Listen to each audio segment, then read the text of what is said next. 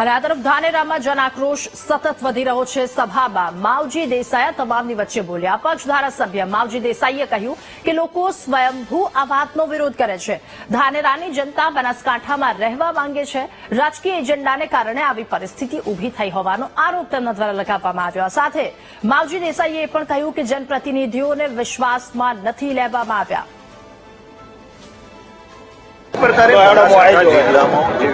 થયું છે અને ધાનેરા તાલુકાનો થરાદ જિલ્લામાં સમાવેશ કર્યો છે અને ત્યારથી 20 દિવસથી સતત વિરોધ જોવા મળી રહ્યો છે। ત્યારે આજે જન આક્રોશ સભા ધાનેરા ખાતે યોજાઈ રહી છે। ત્યારે આપણી સાથે ધારાસભ્ય માવજીભાઈ દેસાઈ છે, તેમની સાથે વાત સતત 20 દિવસથી આ વિરોધ છે, હજુ સુધી કોઈ નિર્ણય આવ્યો એટલા માટે તો કરીને આજે અહીંયા પબ્લિકે સ્વયંભૂ ધાનેરા અને ગામડા બંધ રાખી અને જન આક્રોશ મહાસભાના રૂપે તમે જોઈ રહ્યા છો કે જે પ્રકારના ભૂતકાળની અંદર કે ભવિષ્યકાળમાં ન થાય એ પ્રકારની આજે જાહેર સભા આટલા મોટા પ્રમાણમાં થઈ રહી છે। એ જ બતાવે છે કે જનતા એ એક જ માંગ છે કે અમારે પાલનપુર બનાસકાંઠાની અંદર રહેવું છે અને આવનારા સમયની અંદર સરકાર, મને વિશ્વાસ છે કે આ બધું જોયા પછી સરકાર પ્રજાના હિત માટે, પ્રજાની સુખાકારી માટે યોગ્ય નિર્ણય લે। જે રીતના સતત આંદોલન ચાલી રહ્યું છે, જેમ કે લોકોનો પણ સહકાર આપણે કહેવા પ્રમાણે મળી રહ્યો છે, પરંતુ પોલિટિકલ કોઈ ઇસ્યુ આમાં હોય એવું લાગી રહ્યું છે। પોલિટિકલ ઇસ્યુના લીધે તો આ પરિસ્થિતિનું કદાચ નિર્માણ પણ થયું હોય, નહીતર અમે જનપ્રતિનિધિઓ સમગ્ર જિલ્લાના છીએ, જનપ્રતિનિધિઓને પણ કોઈને વિશ્વાસમાં લીધા નથી। અમે વારંવાર રજૂઆતો પણ કરી હતી કે જિલ્લાનું વિભાજન કરો તો બધાને વિશ્વાસમાં લઈ અને સરકારની ઈચ્છા હોય એ પ્રમાણે થાય, પણ સાથે સાથે લોકોનું પણ હિત કયો છે, લોકોની પણ સુખાકારી કયો રહે, એ પ્રકારની જો વ્યવસ્થા થઈ હોત તો આજે આ પરિસ્થિતિ કદાચ ના બને।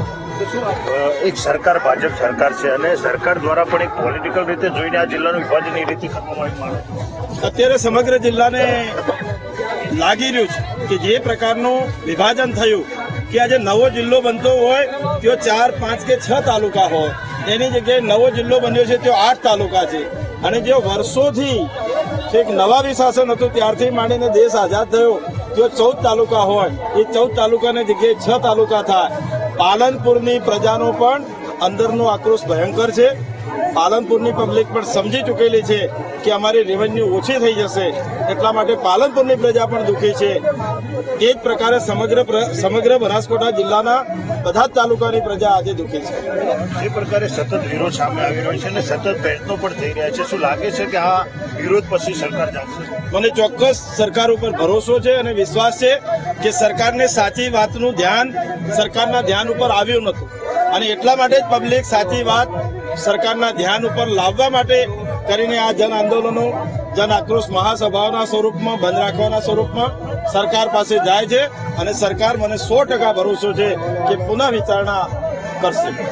ચોક્કસ તો આ માવજીભાઈ દેસાઈ જે ધારાસભ્ય છે ધાનેરાના, અને તેમને વિશ્વાસ છે કે ચોક્કસ આ જન આક્રોશમાં સરકાર નિર્ણય બદલશે અને ધાનેરાને બનાસકાંઠા જિલ્લામાં સમાવેશ કરશે, અત્યારે તેમને આશા સેવાઈ રહી છે। માવજી ચૌધરી, બનાસકાંઠા।